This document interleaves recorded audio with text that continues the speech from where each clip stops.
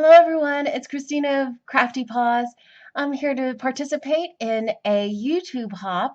I'm so honored to be part of this incredible list of YouTube crafters to introduce Kaja of Kajcyika.crafts. She's new to YouTube, but not new to crafting. She is so talented. I am the last stop on this YouTube hop.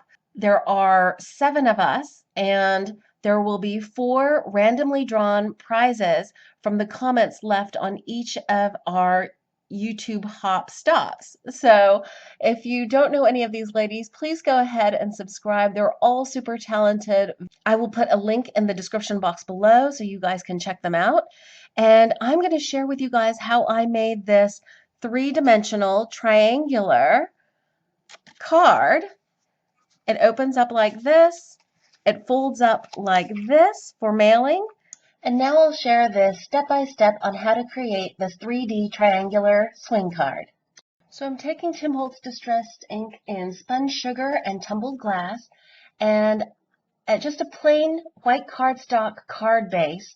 This is an A2 size card, open fully up, and I'm just putting spun sugar on the lower half of it, and I'm starting off, of course, blending from off of the card onto the card so that there's a smooth transition of the ink, and I don't get like a blotch from where the sponge dauber gets put onto the card. And the top half of the card is going to have tumbled glass. And as you can see, again, I'm starting off of the page or off of the card and then blending onto the card. And I'm going to speed this up a little bit more so that you don't have to watch, but basically it's just putting on layers and layers of ink with a soft touch. I will tell you that if you press too hard with your blending tool, that you will actually remove ink. So go ahead and take your time and build up the color. I probably could have folded up the middle of the card after doing this blending, but I'm not really worried about that dark line that's forming down the middle because that's going to be covered up with the next step that I'll show you. I think that's just about enough ink to show through my next step, which is die cutting this Great Works Spellbinder die 6 times, and I'm going to show you the placement of each one of these.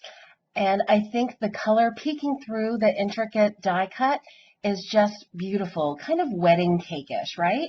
And I'm using my favorite wet glue. It's the Art Glitter Glue to glue down all of these pieces. Now you can see all of those pieces glued down onto this background piece. And I will say I took extra care to put glue on both sides of that crease on all of these die cut pieces so that none of those little edges will pop up off the background. Now for the front of the card, I cut 2 pieces of cardstock. These measure just a tad over an A2 size card in width. It's 4 3/4 and 5 1/2 in height.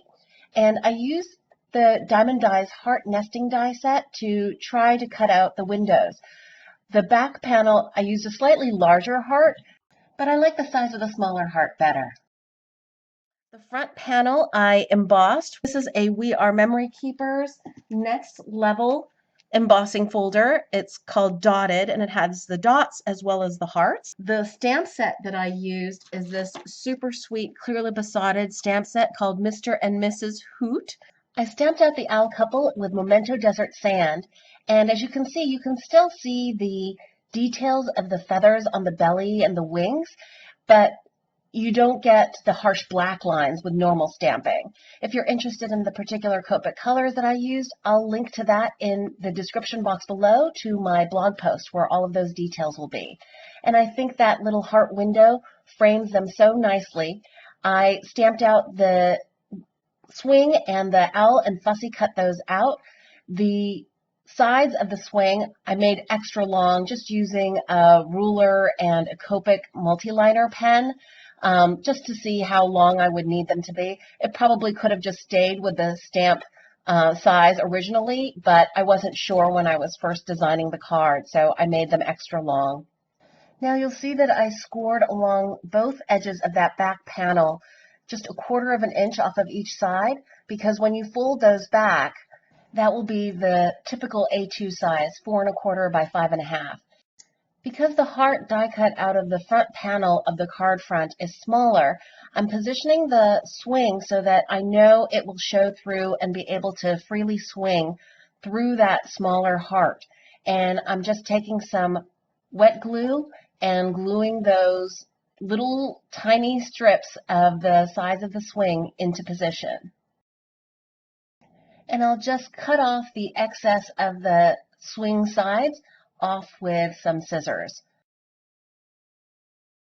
Now this next step I could have put double-sided foam adhesive, but I decided because I wanted this to be simple to mail that I was just going to use more wet glue to glue on the back panel of that card front. And I'm just positioning it so that the top of that heart is perfectly positioned with the front heart die cut out so that it doesn't show through. The back heart doesn't somehow accidentally show through the sides of the front die cut heart. See, that looks perfect. Now I'm going to adhere the back panel of the card front to the back of the card with some 1/8 inch score tape. And I'm taking the release paper off of that strip on the left side of the card. I just want to make sure that it's perfectly aligned straight and place that into position. And I'll put some more score tape on the other side as well of that back panel of the card front where it's folded back, but I won't take the release tape off because I want the recipient to be able to pull that off and put that into position. Now I'm going to just glue the little owl couple into the swing. That's the completed card. As you can see, it has nice dimension. It can be propped up as a little table display, and the folded up just like that for mailing. I can write my sentiment right there. And when it's all positioned, the little couple can swing in that heart window. I hope you enjoyed this tutorial video. If you did, please give this video a thumbs up. And I hope you enjoy the rest of the YouTube hop, and good luck on winning a prize. Thanks for watching.